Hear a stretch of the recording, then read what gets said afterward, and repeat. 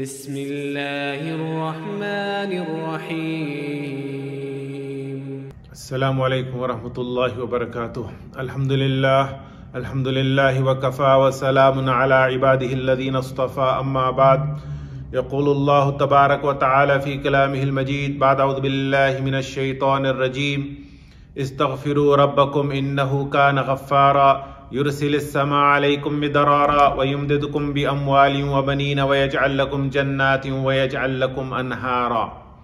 صدق الله العظيم. رب اشرح لي صدري ويسر لي أمري واحلل عقدة من لساني يفقهوا قولي. My dear respected brothers and sisters in Islam, dunya is darul amal and the hereafter is darul jaza. This world, Mazra'atul Akhirah, is the field where we sow the seeds, and the hereafter is where we reap the harvest. But as we discussed last Friday, that Allah Azza wa Jal begins to give us a sample of what is to come in the hereafter in this world. Just like a shampoo company will give you a 1 ounce sample, the whole bottle is available, but to sample their product, they will give you a small amount.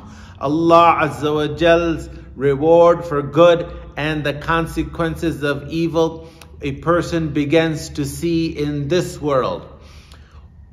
To recap, last Friday, we discussed the 4 harmful, devastating, detrimental effects in this world of leading a sinful life.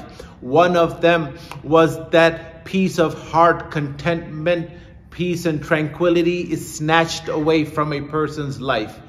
So if a person, if he leads a pious life, endeavors to do good, lead a righteous life, then Allah Azza wa Jal will give him contentment, hayatan tayyiba. He will have obstacles in life. He will have difficulties. He will go through the ups and downs of life, because that is the name of the game. That is life. It's not going to be a bed of roses. Do people think that they will say we believe and will be left alone and not be tested? When we buy a watermelon from the store for 19 cents a pound, we lift it, we knock it to see if it's ripe or not. Allah is going to give us Jannah 10 times the size of this world without knocking on us a few times. No, we will be tested, but a person will endure those tests of life with calmness. He will not be perturbed. He will not be emotionally disturbed. He will have his reliance on Allah Azza wa Jal. A person living this life with the obedience of Allah Azza wa Jal, first and foremost, is that he will have barakah in his life. Yes, barakah, we have lost the sense of this word barakah. In Surah Araf, Allah explains, وَلَوْ أَنَّ أَهْلَ الْقُرَىٰ آمَنُوا وَاتَّقَوْا لَفَتَحْنَا عَلَيْهِمْ بَرَكَاتٍ مِّنَ السَّمَاءِ. If the people of the town were to have iman and amal as-salihah, faith and righteous deeds, lafatahna, we would have opened up the gates of the heavens and the earth of barakah. Allah will put barakah in everything, in our income, in our possessions, in our health, in our life, in our time. There will be barakah. Some of our scholars, we look at their life, their lifespan was for 4 or 5 decades, died in their 40s or 50s. Imam Shafi rahmatullah alayhi, case in point. But the amount of work they did, that is called barakah in their time. Allah will put barakah in our income. Whatever we earn, we will be able to do a lot more with it. If a person is leading or trying to lead a righteous life, doing good in this world for the hereafter, Allah will bless him in many ways. To the point that Nabi sallallahu alaihi wasallam has said, hadith narrated by Anas ibn Malik, man sarrahu an yumadda lahu fi umrihi wa yuzadu lahu fi rizqihi falyabir ila walidayhi. A person, if it pleases him to increase his life and to increase his rizq, his sustenance, then he should be obedient to his parents. Now, ulama have said, what is the explanation of this? Does his lifespan actually extend from 60 to 70 if he is obedient to his parents? Because the question or the objection someone can raise that, hold on a second, isn't that predetermined? La yastaqdimuna sa'atan wa la yasta'khirun. The time of our death has been decided, decreed by Allah before we were even born. Then what is the meaning of this hadith that a person's life is increased? The explanation Shurrahul Hadith have given is that there is so much barakah in his life that his actual number of years does not increase from 60 to 70, but he is able to do in 60 years what a normal person would be able to do in 70 or 80 years. And Allah Azza wa Jal will give a person, will give him a peaceful life, contentful life, delightful, delectable, pleasurable, enjoyable life. He might not have an abundance of wealth. That is not what Allah is promising. Allah is promising contentment of heart, joy and pleasure without wealth, comfort and peace of heart, and happiness without wealth. Yes, a person can buy with money a $5,000 mattress, but Allah Azza wa Jal might deprive him of sleep, and he will toss and turn all night long trying to sleep. Another person will put his head on a piece of brick and he will have the most peaceful sleep in the entire world. Allah Azza wa Jal can give that. A person can buy health insurance with money, but he cannot buy health with money. A person can buy medicine with money, but he cannot buy cure. A person can buy a house, he cannot buy a home. A real estate agent will sell you a house. What will turn this house into a home, a place of joy and happiness and peace for every member of the family? That is what Allah promises in this world. Hayatan tayyiba, if a person leads a righteous life. The second is that Allah Azza wa Jal will remove the obstacles in life. The obstacles that come in his life, Allah will remove them through his obedience, through him leading a righteous life. The story comes to mind in Bukhari and Muslim of Bani Israel. إذ بينما ثلاثة نفر يتمشون في الطريق فأخذهم المطر. 3 people were walking and they got caught up in a storm.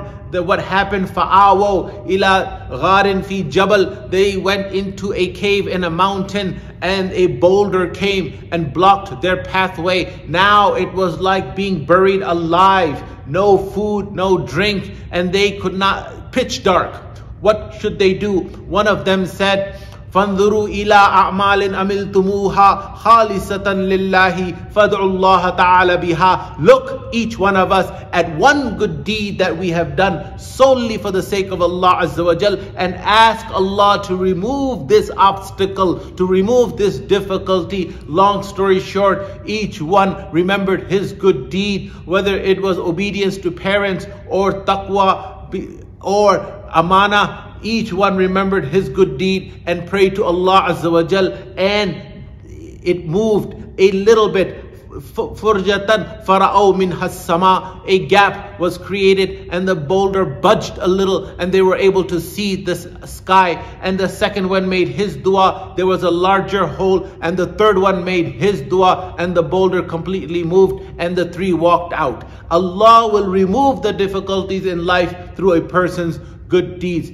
And third is, not only will a person's life be blessed, but his progeny, his children and grandchildren. Will we do anything intentionally to hurt our children? Never. Never would we ever do. Hasha wa kalla. But when a person commits a sin, he is actually not only hurting himself, but he is hurting his children. And you might say, where did you get that from? From Surah Kahf, in the story of Musa alayhi salam and Khidr, when they were walking, 3 incidents happened. Again, long story short, the third of the 3 incidents is that فَوَجَدَا فِيهَا جِدَارًا. they found a wall. They were passing through a village, and the people of the village were so stingy, such misers. They refused to show any hospitality. They did not have Village Inn or Denny's or IHOP or Motel 6. You were solely dependent upon the hospitality of the local people you were traveling through. And what did they do? They said, we are not going to feed you anything.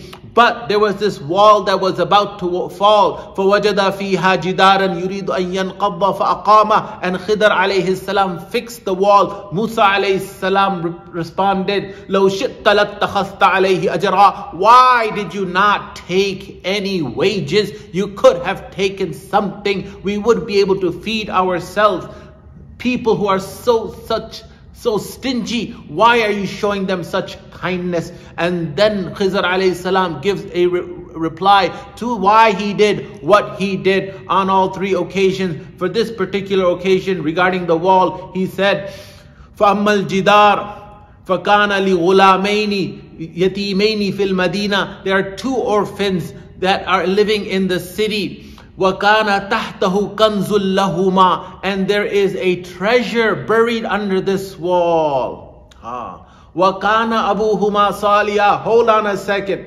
If this wall fell, the treasure would have been exposed. And if the treasure was exposed, the greedy people of the village would have taken the treasure for themselves, and these orphan boys would be left with nothing. So, وَكَانَ أَبُوهُمَا صَالِحًا. Quran says, Surah Kahf verse 82, that their father was righteous. These two orphans, their father was righteous. He was a good man. He led a good life. He did good in this world. So what happened? فَأَرَادَ رَبُّكَ أَن يَبْلُغَ أَشُدَّهُمَا وَيَسْتَخْرِجَ كَنْزَهُمَا. Your Lord intended that these two orphan boys should grow up and take possession of their wealth that their father had left behind. Allahu Akbar.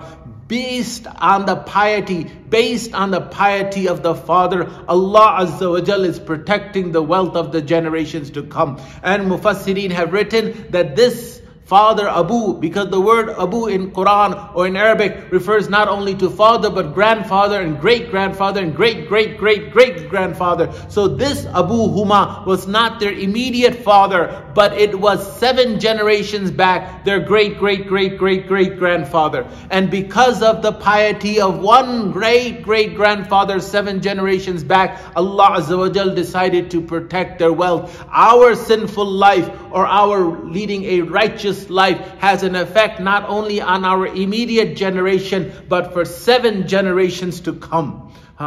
After having said this, and after last week's topic, La hawla wa la quwwata illa billah, at the end we must say that no one has the power to turn away from sin or to do any good except through Allah Azza wa Jal giving him that tawfiq, making that power for him. May Allah Azza wa Jal give us the ability to turn away from sin and the power to do good. Wa ma alayna illa al-balagh. Assalamu alaikum.